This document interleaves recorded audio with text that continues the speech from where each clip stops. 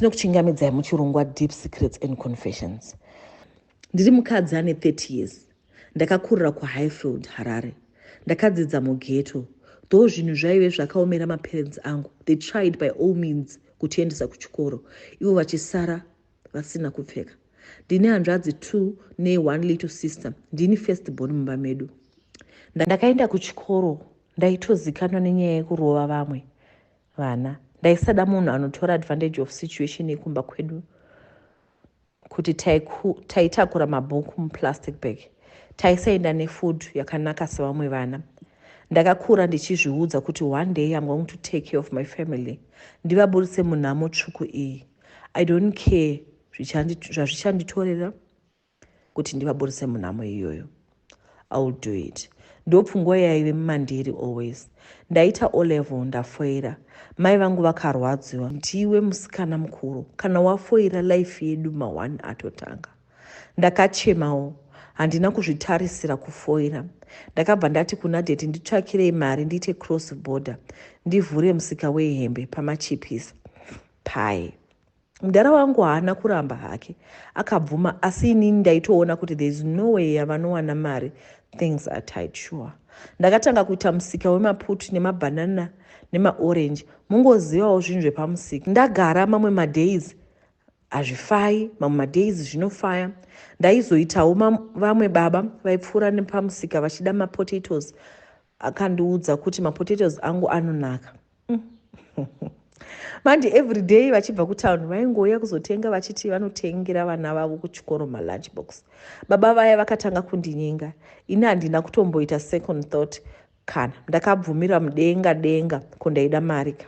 Ndaive nemishini yangu zvekuti ndadanana nemunhu mukuru sei kana shungu. Dara rangu riye takadanana hedu mari yakuuya asi makumbo ndakasunga hangu. Ndakavata not ready kuita sex vakanzwisisa. Ndopa ndakazovakumbira mari as loan kuti ndoda kunohodha ndiite zvine musoro kumba kwedu. Ini ndini ndakatariswa vakabvuma vakandipa mari yese yandaida. Ndini hangu kumabhazi kuenda kuJoni. First time ndakaenda ndisina kana zvandaiziva. Ndakagara panext neumwe musikana 3 years older than me. Takataura ari kutonohodhawo. Ndakafara vedwe. Takaenda first trip takadzoka. Ndakavhura musika wangu wehembe. Ndasiya my young sister kuti atengese. Ipapo ndapiwa imwe mari nababa vaya ndakadzokera hangu. Ndadzokera second trip ndakafonera musikana uye wandakaona first trip tikaenda test. Asi this time she introduced me kune vamwe 3 vasikana same age as well. Takafamba road yedu zvakanakisa. We booked a hotel tikavata yedu. Asi vamwe vangu vainwa nekudhaka. Ini ndichiri newcomer pazvese hazvo. Takatenga yedu fast ndokudzoka kumabhazi. Vasikana vamwe vakati next trip be prepared kuenda kuZambia. Ndakafara veduwe ndikati welcome to the new world. Vakanditi kuZambia kunoda ndovenzewo. Saka wototsvaka inokupa luck. Ndikati zvishoma izvi. Ndini speed kumbare kunotsvaka ndovenzewo. Ndakatenga zigaba kokuda kuita mazilakizve. Ndakaudza mama vakati moyo wangu uri kuramba. Wadarirei kuenda nawo. Ramba uchienda kuJoni kuri kufamba 1. Ndikati kana mama wari not girls rangu havana pressure. Tisu avo Monday mbasi negaba rangu rendoverenzo. Ndaive ndakaisa mubhegi pamakumbo kutya kurasa ndove yangu. Takasvika Zambia hedu ndiri munyasi megirls. Takwira imwe mota yakauya kuzotitora kumabhazi yeblack. Mota yacho yaive netint. Hana yangu haina kana kumborohwa nehana. Ndaitemba girls rangu kuti we are sorted. Mota yakafamba ikafamba. Asi tiri pakati perondo varume 2 vaive kumberi vakati newcomer dzimwe girls dzikati yes. Ndobva varume vaya vati she looks a bit young.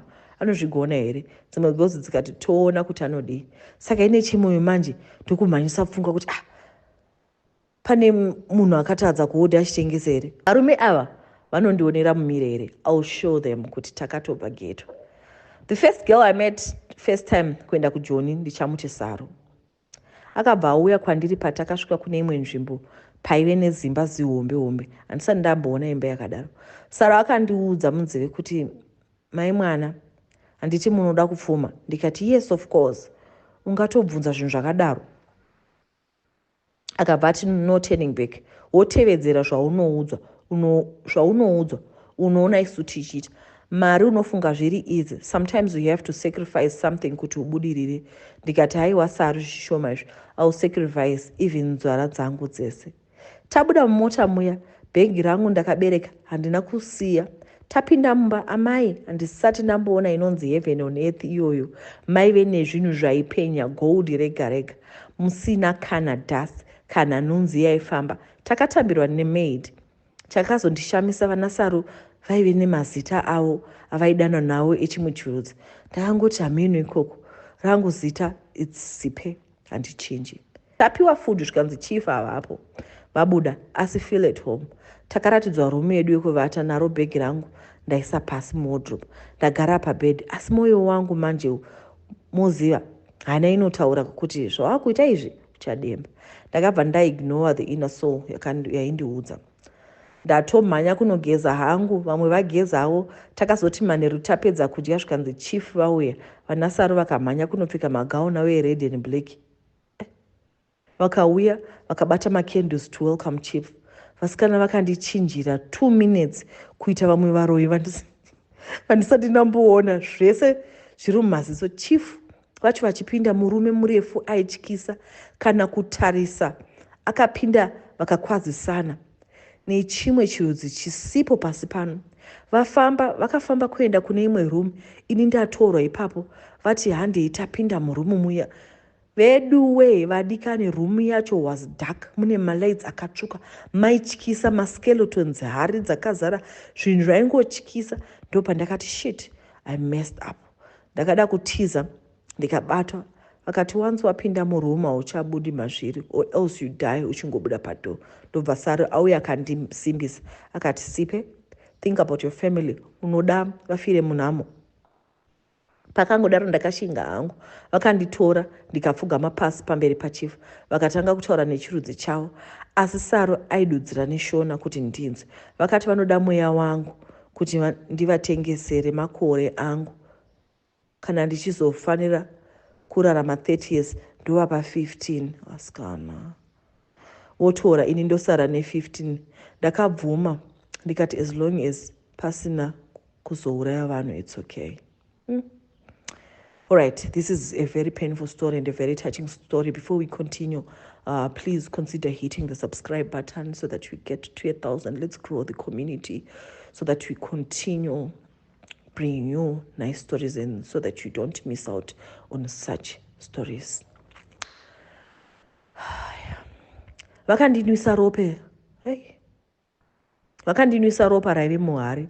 Vakatora chibagi, vakacheka tese pamaoko. Kwete kucheka zvekudambura, aiwa, kungoti ropa ribude.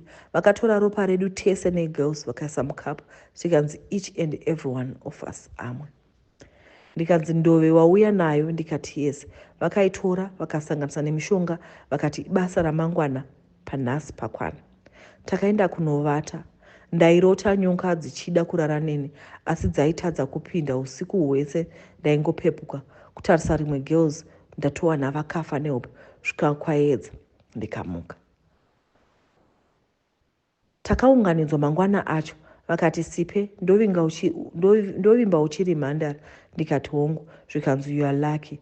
Zvikanzi masikati pane munhu achanotora worara naye, ukangodaro chete mari yako yawedzerwa. Ndakabvunda kuti saka ndakutobvisa umhandara ka nemunhu wandisingazivi. Ndagara masikati akasvika, ndakashedzwa kunotarisa munhu aiswa mune imwe room, kuona ibenzi. Benzi zvaro rakapera netsvina riri kunhuhwa rinozviitira. Ndakachema vedwe, asi chekuita hapana. Pinda murumu macho, benzi racho rinotoziva kuti yanguva yekurara. Ini ndakazongofunga ndega pave paya kuti benzi irika ndiro rinoshandisiwa pano, sei raziva kuti it's the time yekuvata. Ndakangofirira kuvhara door, achibva andibata zveganyavhu ndokurara neni. Akaita zveforce yakawanda, akapinza pasipo akamboisa kumanyowa. Ndakaradzwa kuita kutsemukira. Ndopa akazonza kuti no, harisi buri iri. Ndopa akazopinda pachidhori changu. Vedwe ndakatsemukira kubva kuchiweti kusvika kumanyowa. Ndakarwadziwa, ndakachema hangu. Ndakafunga kuti kana ndabva pano ndiri kunozvikandira mota hangu ndife ndogarirei. Benzi akapedza neni hake. Ndikaona chifu vauya ivo mbunu vakandipukuta ropa netsvina yandakaita. Ndakazviitira dhodho ipapo. Vapedza vakabva vandikwira navo veduwe. Ndozuva randakadaidza zita ramai vangu kuti uyai munditore. Chifu vachipedza, Saru achipinda akabata mapiritsi nemvura, hanzi imwa unzwe zviri nani. Ndopandakabatwa nehope. Ndakazomuka leta tikaenda kurumu kwachifu kuya kunopedzisa mishonga yedu. Ndakazobikwa full time, ndanga ndatova mazviri manje. Ndakazoziva kuti Saru ndiro gokoko racho ndiye akupinza vanhu muchisatanist ichi. Ndakazombomubvunza kuti sei achifamba nemabhazi asi munhu ane mari kudaro. Akati ndege inonetsa kuwana munhu wekujoinisa club, asi mabhazi there are so many ladies vanoda help kunze uku anobva amujoinisa. Tapedza kupiwa mushonga, ndakaudzwa kuti zita rangu reikoko rinochinjwa ndopiwa ravo ravanoda. Ndikanzi my first sacrifice ndichaudzwa after 3 months. Ndopandakabvunza kuti ingamanditi ndikatengesa mweya wangu hapana kuzouraya kunodiwa. Akangondipindura kuti ropa rawana pekutanga unoti rabvepi. Hazvina kundibata stereki.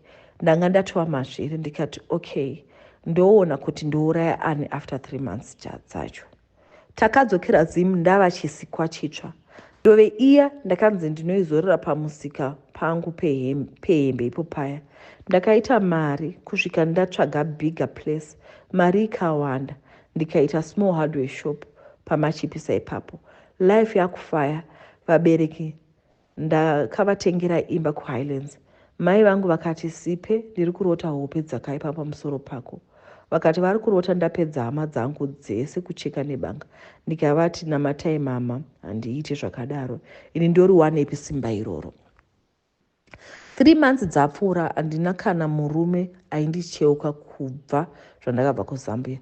Saru azouya akati chief vati first cut choose between your mom and your little sister. Vese ndakaramba ndikati no, hapana wandiri kupfuudza, never. Saru akanditi ona, life yako yakunakidza, it's better you choose your sister than your mom. Ndakabvunza Saru kuti unoda ndiuraye my own blood. Hazviiti. Ndikamuti let me think about it. Akanditi think faster. Hauna time.